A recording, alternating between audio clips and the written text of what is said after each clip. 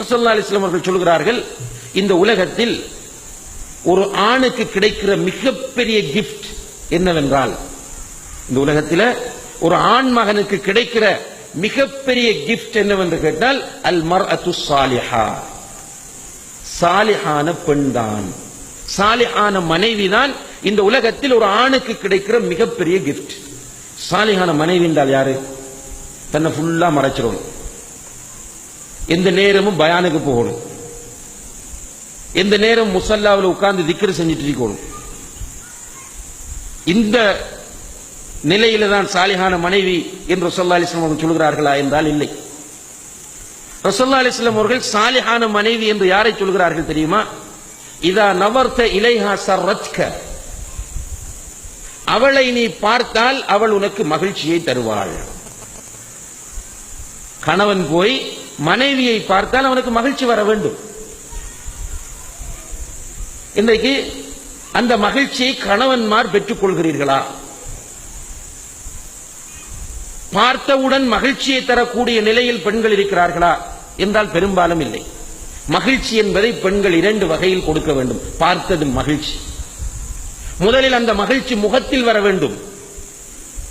பெண்ணுடைய முகத்தை, மனைவியுடைய முகத்தை பார்க்கும் போது கணவனுக்கு மகிழ்ச்சியை தரக்கூடிய விதமாக பெண் தன்னுடைய முகத்தை வைத்திருக்க வேண்டும். இன்றைக்கு நிறைய பெண்கள் கணவன்மாரோடு கோபத்தோடு தான் இருக்கிறார்கள். வீட்டில் சின்ன சின்ன பிரச்சனை வந்தாலும் முகத்தை தூக்கி கொண்டிருப்பார்கள். சின்ன பிரச்சனைகள், கேஸ் முடிஞ்சிருக்கும், காசு தராம போயிருப்பார். கறி வாங்குறதுக்கு பணம் தாரத்துக்கு மறந்துட்டு போயிருப்பார்.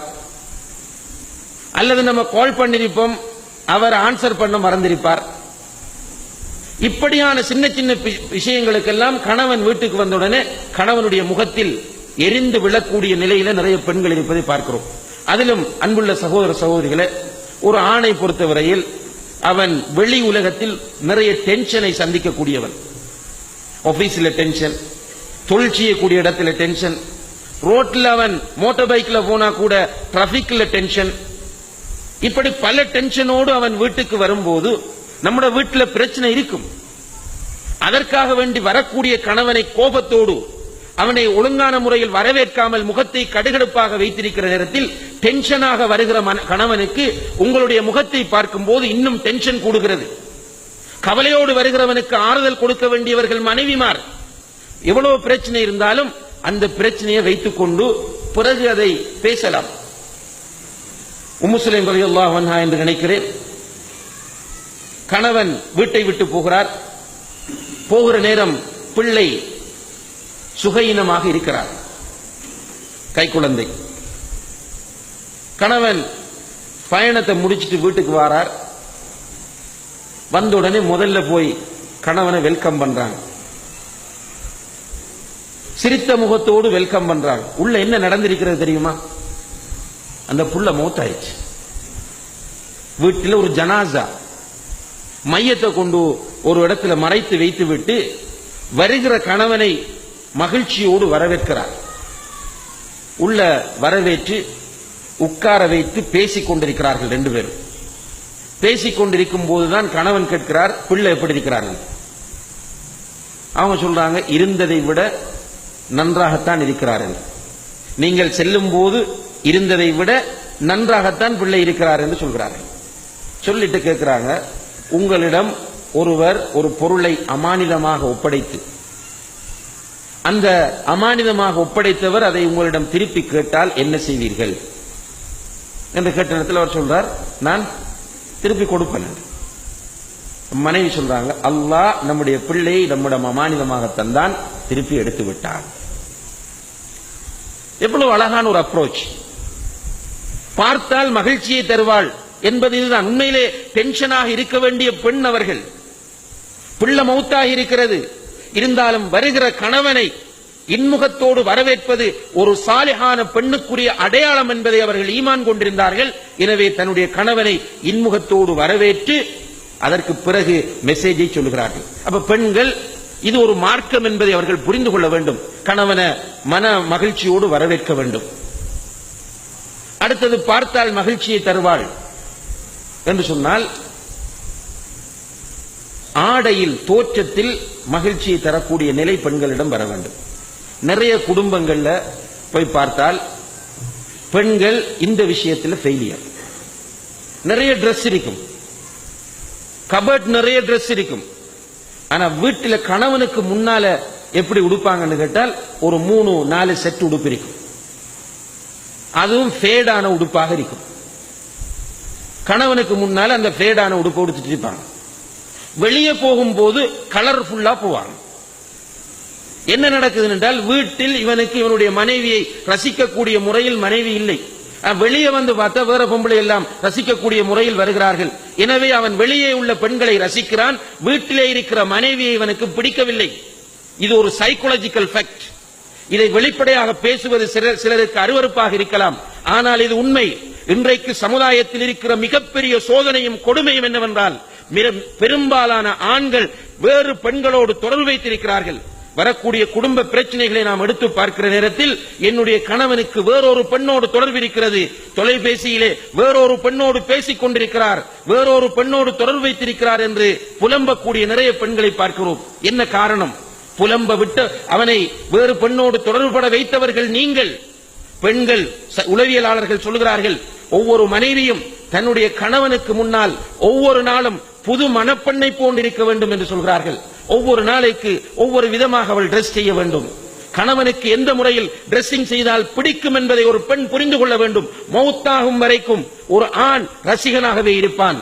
எனவே அவன் தன்னுடைய மனைவியை மாத்திரமே ரசிக்கக்கூடியவனாக இருக்க வேண்டும் என்றால் வீட்டில் இருக்கிற பெண் தன்னுடைய கணவனுக்கு முன்னால் சுத்தமாக நறுமணம் பூசி வித்தியாசமான ஆடைகளோடு தோற்றம் அளிக்க வேண்டும் என்பதை நபிகள் நாயகம் ஸல்லல்லாஹு அலைஹி வஸல்லம் அவர்கள் இங்கே சொல்கிறார்கள். இதா நவர்த இலைஹா சர்ரத்க, அவளை நீ பார்த்தால், சாலிஹான மனைவி இருக்கிறாளே அவளை நீ பார்த்தால் அவள் உனக்கு மகிழ்ச்சியை தருவாள் என்று நபிகள் நாயகம் ஸல்லல்லாஹு அலைஹி வஸல்லம் அவர்கள் சொன்னதன் அர்த்தம் இதுவாகவும் இருந்து கொண்டிருக்கிறது என்பதை பெண்கள் புரிந்து கொள்ள வேண்டும்.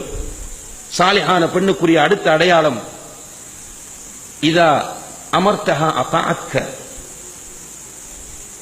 சாலிஹான மனைவிதான் உனக்கு கிடைத்த மிகப்பெரிய கிஃப்ட்.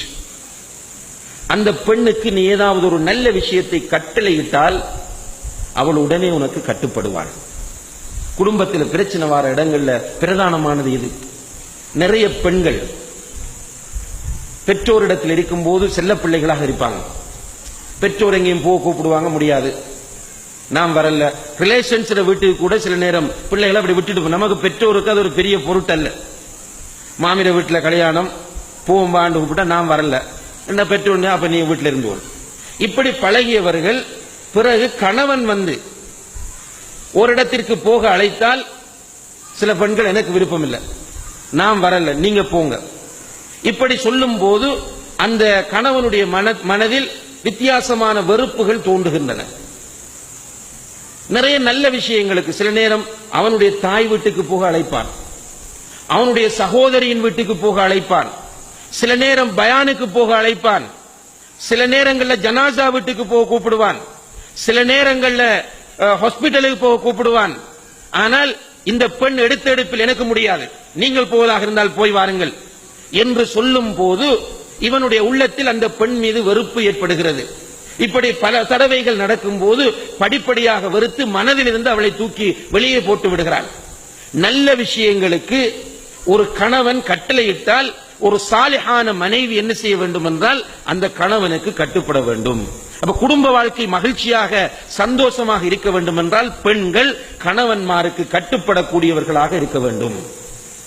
நல்ல விஷயங்களில், மார்க்கத்திற்கு முரணானதற்கு அல்ல, நல்ல விஷயங்களில் கணவனுக்கு கட்டுப்படக்கூடியவர்களாக இருக்க வேண்டும். அதே போன்று ரசூலுல்லாஹி அலைஹி வஸல்லம் அவர்கள் நல்ல மனைவிக்குரிய அடையாளம் சொல்கிறார்கள். இதா கிப்த அன்ஹா ஹஸவத்க, பெண்ணை நீ உன்னுடைய மனைவியை விட்டு விட்டு போனால், வெளிநாட்டுக்கோ வெளியூருக்கோ எங்காவது நீ போனால் உனக்காக பாதுகாக்க வேண்டியதை அவள் பாதுகாப்பாள். பெண்கள் இதை நன்றாக புரிந்து கொள்ள வேண்டும். இன்றைக்கு கணவன் வேறொரு பெண்ணோடு தொடர்பு கொண்ட பெரும்பாலும் இந்த வேறொரு பெண்ணோடு தொடர்பு என்பது திருமணம் முடிக்காத பெண்கள் கிடையாது. இந்த வேற பெண் என்பது ஏற்கனவே திருமணம் முடித்த ஒரு பெண்ணாகத்தான் இருக்கும். கணவன் இருப்பார், கணவன் வெளிநாட்டில் இருப்பார், வெளிநாட்டில் கணவன் இருக்க இந்த பெண் வேறொருவரோடு தொடர்பு, கணவனுடைய நண்பனோடு அல்லது பக்கத்து வீட்டுக்காரனோடு அல்லது வீட்டுக்கு வந்து போகக்கூடிய ஒருவனோடு அல்லது தனக்கு தெரிந்த ஒருவனோடு ஏதோ ஒரு முறையில் தொடர்பாக இருப்பார்கள். அன்புள்ள சகோதரிகளே, பொதுவாக எந்த ஒரு கணவனுமே தன்னுடைய மனைவி அந்நிய ஒரு ஆணோடு தொடர்பாக இருப்பதை விரும்புவதே கிடையாது. ஸஅத் ரலியல்லாஹு அன்ஹு அவர்கள் உட்கார்ந்திருக்கிற ஒரு சபையிலே ஒருவர் வந்து சொல்லுகிறார், என்னுடைய மனைவி இன்னமொருவர் ஒரு தொடர்பாக இருக்கிறார் என்று சொன்னபோது ஸஅத் ரலியல்லாஹு அன்ஹு அவர்கள் சொன்னார்கள், அவள் மாத்திரம் என்னுடைய மனைவியாக இருந்தால் இந்த இடத்திலே அவளை வெட்டியிருப்பேன் என்று சொன்னார்கள். இந்த செய்தியை சஹாபாக்கள் ரசூலுல்லாஹி அலைஹி வஸல்லம் அவங்கள்ட்ட போய் சொல்றாங்க. ஸஅத் இப்படி சத்தம் போட்டார் என்று. அதுக்கு ரசூலுல்லாஹி அலைஹி வஸல்லம் அவர்கள் சொன்னார்கள், அல்லாஹ் ரோஷப்படுகிறான், நானும் ரோஷப்படுகிறேன், ஸஅதும் ரோஷப்பட்டிருக்கிறார் என்றார்கள். இந்த ரோஷம் மூமினிடம் இருக்கும். ஒரு பெண் அந்நிய ஆண்களோடு எந்த வகையிலும் சிரிப்பது, பேசுவது, அவர்களோடு தொடர்பு வைத்திருப்பதை ஒரு நல்ல கணவன் விரும்ப மாட்டான். சிலர் தெரிய வந்தால் அதோடு சேர்த்து வெறுக்க ஆரம்பிப்பார்கள். அன்புள்ள தாய்மார்களே, சகோதரிகளே, ஒரு நல்ல மனைவியாக இருக்கக்கூடியவள், ஒரு சாலிஹான மனைவியாக இருக்கக்கூடிய பெண் தன்னுடைய கணவனுக்கு எக்காரணம் கொண்டும் எந்த ஒரு சந்தர்ப்பத்திலும் துரோகம் செய்ய நினைக்க கூடாது. அதிலும் குறிப்பாக ஒரு மூமினான பெண்ணை பொறுத்தவரையில் அந்த பெண்ணுடைய குரல் அவுரத்தா இல்லையா என்பதில் நம்முடைய உலமாக்கள் கருத்து வேறுபாடு படுகிறார்கள். அந்த அளவுக்கு ஒரு பெரிய விஷயம் அது. வலா யஹ்பஅன பில் கவுல், அவர்கள் பேசும்போது குலைந்து குலைந்து பேச வேண்டாம் என்ற அந்த குர்ஆன் வசனத்தை வைத்து பெண்ணுடைய குரல் அவுரத்தா இல்லையா என்று கருத்து வேறுபாடு. எதுக்கு என்று கேட்டால் மார்க்கத்தை படித்துக் கொடுப்பதற்கு, பயான் பண்ணுவதற்கு. பெண் ஆண்கள் முன்னால் வந்து பேசலாமா என்று கருத்து வேறுபாடு. இதுல எது ராஜி எது மர்ஜூ என்பதை நான் இங்கே பேச வரவில்லை. ஆனால் நம்முடைய உலமாக்கள் இப்படி கருத்து வேறுபாடு பட்டுக் கொண்டிருக்கும் போது நம்முடைய பெண்கள், கணவன் வெளிநாட்டிலே இருக்கிறான், கணவன் வெளியூரிலே இருக்கிறான், கணவன் வீட்டிலே இல்லை, அந்நிய ஆண்களோடு, அதிலும் சில நேரங்களிலே இந்த மீடியாக்களிலே தோன்றி, டிவியிலே, ரேடியோக்களிலே அங்கே நிகழ்ச்சி நடத்தக்கூடிய ஒளிபரப்பாளர்களோடு சேர்ந்து உல்லாசமாக பேசக்கூடிய நிறைய முஸ்லிம் பெண்களை நம்முடைய சமுதாயத்திலே நாம் பார்க்கிறோம் என்றால் எப்படி அந்த குடும்பங்கள் மகிழ்ச்சியாக இருக்கும் என்பதை நாம் ஒவ்வொருவரும் சிந்தித்து பார்க்க கடமைப்பட்டிருக்கிறோம். எனவே ஒரு வீட்டில், ஒரு குடும்பத்தில் மகிழ்ச்சி, சந்தோஷம் வர வேண்டும் என்றால் கணவனும் மனைவியும் பரஸ்பரம் ஒவ்வொருவரும் சுன்னாவை நம்முடைய வீடுகளிலே கடைபிடிக்க கடமைப்பட்டிருக்கிறோம்.